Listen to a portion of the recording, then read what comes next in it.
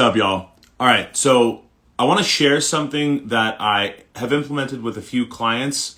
This came to me in the meditation retreat. Yes, during one of those 11-hour days of nothing but meditation, I had this realization. I connected these dots. One of those things that you're like, I hope I'm going to get an idea like this out of meditation. And what this is going to do, test this out with some clients, is it is going to accelerate your ability to get results and have vocal control like faster than anything else I've ever tried, or that I've ever seen, either for myself or on some clients. All right, so here's the deal. So in a Vipassana retreat, you spend your first 4.5 days doing nothing, just this one style of meditation that is nothing but focusing on the sensation of the breath from the inside of your nose to the top of your lip. And you're just supposed to observe that breath. And basically what happens is you drown out all other thought patterns, all other noise. And this is one of the wildest things to experience. The total cessation of other thoughts and just truly being in the present with no drugs, with no, wild experiences, like no jet skis, no adrenaline, no anything. You're just there. And the reason that they have you do this for those first 4.5 days is because the other 7 days or 6.5 days or whatever it is, you use that awareness that you have developed inside of this tiny little scope, right? Because then they shrink it. It's like day 1 here, day 2 here, day 3 here, day here, right? So you're just getting more and more and more attuned. And you're going to then apply that to the rest of your body in this sequence, observing these sensations, detecting them and then observing them.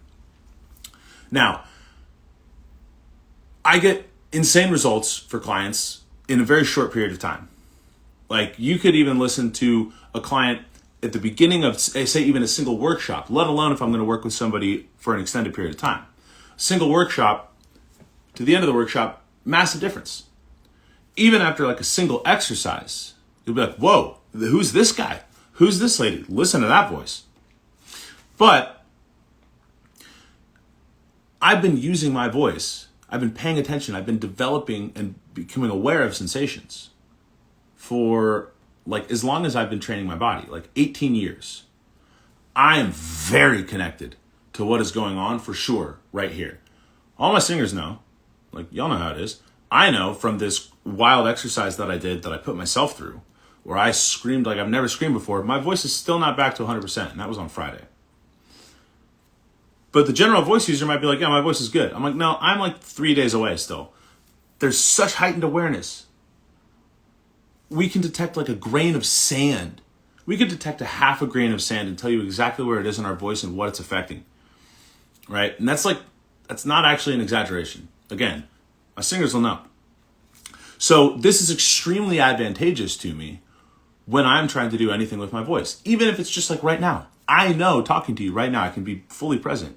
But I'm like, I know that I don't have this last little thing. So if I want to express myself in this way, it's not going to work. It's not going to come out how I intend. If I need to make some adjustments on the fly, I can do this to get the job done. I know exactly where I'm at all times and exactly what I can do at all times.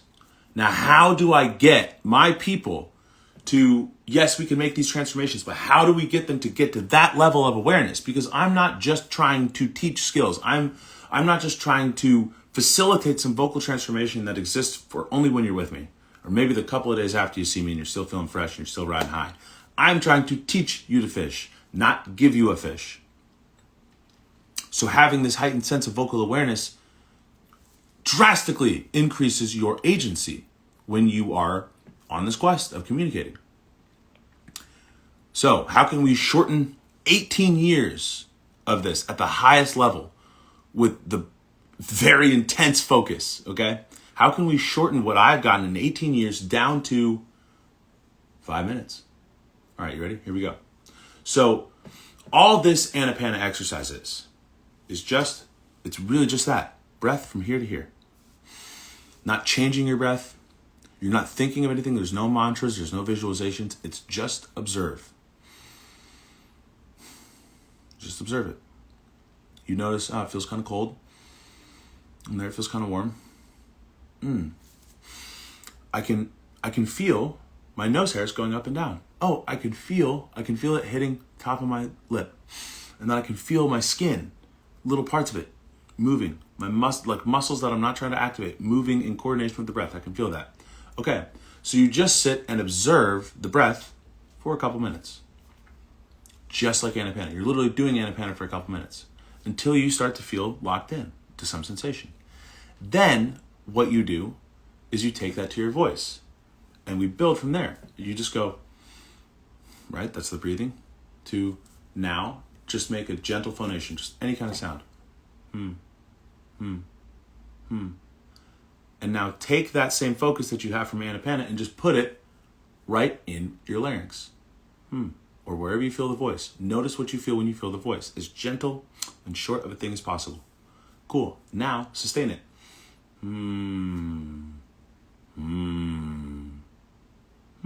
Wherever it is. Don't try to explore. Don't try to whatever. Just let it be what it is and observe.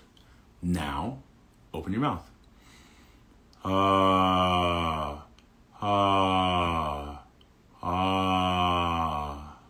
Okay. Great.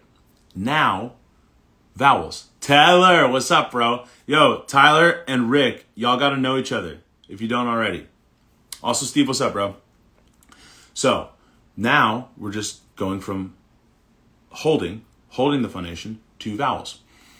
A, E, Ah, O, Ooh. And now, here, unless you are a professional opera singer, focus on the purity of those vowels. Are you saying A or are you saying It's not your fault. Everybody does that, even the singers. We just got to develop the awareness, how we hear that sound, how we feel the shape of a pure A. And then you just become aware of, okay, what am I changing to hear, and what am I hearing as I change that pure A? What's happening inside? A. And then you start to go, whoa, okay, so my tongue is right here, and it feels like here at the tip, and then here, back here, however it's going to feel for you. And then you notice, oh my gosh, there's two sounds. A contains two sounds. A. Oh, there's A and E. Congratulations.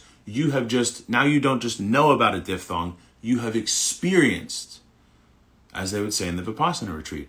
You now know at the experiential level what a diphthong is and how it fits in your mouth. Now, A, E, E, E. Maybe you start that E vowel and it's E, and it takes you a little bit to get to an E. Okay, so what does it feel like to be locked into the E vowel? E. O, O, O. And then you become aware all of these shapes that are changing inside of your mouth to make the O. And then you realize O is also a diphthong. Ooh, ooh, ooh. And you're like, whoa, that's what a pure ooh sounds like and feels like. What this sets you up for is possibly the master skill for the second of the 7 skills of tonality, articulation. Now, if you watch yesterday's video, I went into a little bit of what literal, or actually it was on a Twitter voice note stream, about the difference between literal and figurative articulation. Literal articulation, it's different than enunciation. People use these terms interchangeably, but they're different. Enunciation is just like highlighting, bringing out, doing more of, turning the dial from 7 to 10 on what you're already doing. Literal articulation is the muscle coordination with which, or the muscle memory with which we make the sounds that form words, or with which we make the sounds, with which we form the sounds that make words. There we go. So, what I have found is that when you get people, when you start focusing on purity and clarity and elongation of vowels, your overall resonance, first of the 7 skills of tonality, you're, for the dudes, I want to have a manlier, deeper voice. Great, well, you need to become aware of access, become aware of what the chest voice is. Oh, look, I have a little bit more than I thought. You need to become aware of what the head voice is. You need to feel what it feels like to explore your resonating chambers and your different resonances, and then find the singer's formant.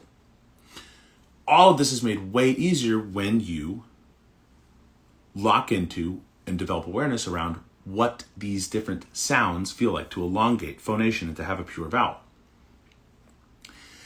It makes you sound so much hotter and so much smarter like that when your literal articulation is dialed in. And a massive part of that comes to the purity, the clarity, the elongation of your vowels. In order to do that, in order to course correct, and in order to advance faster, you got to have heightened awareness of everything that's happening. The more awareness you have, whether it's physical or mental, the faster you are going to master new skills. So, and deepen your mastery of old ones. So, my question for you, my invitation for you is, what skills are you trying to learn? And what would a first principle of mastering them be? My friend Ed and I were talking earlier. Ed's a professional boxer. And I mean, he like me, okay? He's a polymath. He's a professional boxer, but he's also an author, and he's got some really big stuff coming. And he runs he's self-employed, very successful. He's done a lot of things, right? He went back to school. He got a physics major or math major. I think it's physics. He's a veteran. Like, Ed's a stud. Oh, and he quit drinking a long time ago, completely, got himself sober, and pulled himself out of the hood. He was born in the projects in Pittsburgh. I don't know if he was born in the project, but he was raised in the projects. Shout out to anybody who likes Project Pat. I was raised in the projects. Projects. Great song. Anyway. And he and I were talking. He was like, dude, I realized this thing about boxing nobody else gets. And we were talking about it.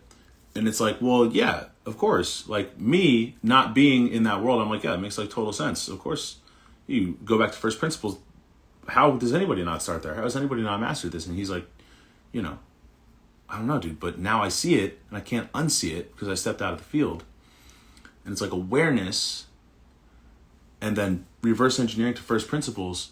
It completely changes the game. He's so excited about what possibilities have opened up for him with this new understanding. So for you, the great opportunity is wow, you're about to level up completely in a field that you already have attained mastery in, because excellence is fun, right?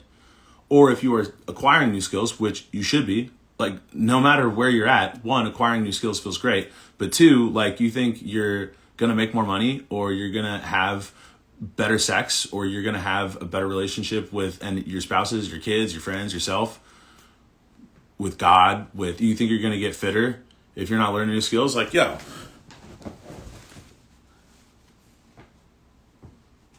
I'm fat for me right now, dude, and I'm plenty strong, and I'm capable. You think I got this way? Was just wishing and not acquiring new skills? No.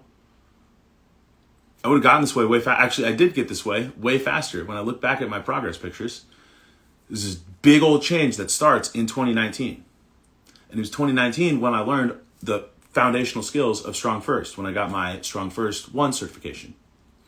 And then after I got every other certification that they offered, because that's just how I roll, and I became a Strong First Elite instructor with all those new skills, because, whoa, damn, did I learn some skills from Strong First. I mean, it's the foundational principles of my training. There's a huge change in my body. It looks like if I didn't basically weigh exactly the same and have the same overall dimensions, it'd be yo, this dude is taking steroids. Or wasn't actually a whole weight class of strength stronger instantly. Yeah, it's crazy. It looks like I changed parents, my genetics. And it's no, all I did was just start training with different principles because I learned new skills. Because my awareness heightened. Total body awareness heightened. So that's the invitation for you. Whatever it is, be picking up new skills. Your life will get way better. When you're picking up new skills, develop awareness. That allows you to master the first principles faster. If you want some help reverse engineering from your big goals to where you are now, what you got to do next, and make sure that you are figuring out the correct first principles, because you want to make sure that you're focusing on the right thing. You can give 110% effort, but if you give 110% effort to the wrong thing, does it do anything? Two ships start off, well, they're not that far apart. But oh shit, now they're really far apart. Look at that, overhead mobility. That was one of the skills that I picked up from SFG2. They used to go, yo, Michael, put your arms overhead. And put your biceps next to your ears. And I'd be like, okay, how do I look? And Czar Harden was like, no, dude, you're like doing the YMCA. And I was like, what do you mean? My biceps are next to my ears. He was like, no, dude. And then he put me through a pretzel. And I was like, oh, whoa. That's what it is? He's like, yeah. And then that awareness unlocked a huge thing for me in singing. I felt my diaphragm drop for the first time. I was like, this is how you breathe. But that's a conversation for a whole nother video. All right, y'all. Love y'all. Anyway, if you want some help getting all that done, shoot me a DM. Literally, I'm obsessed with this. I've been doing it for myself for 4 years, doing it for others in various ways longer than that. Yeah, it's my favorite thing in the world. So hit me up. Let's get you clear. Let's get you rocking and rolling.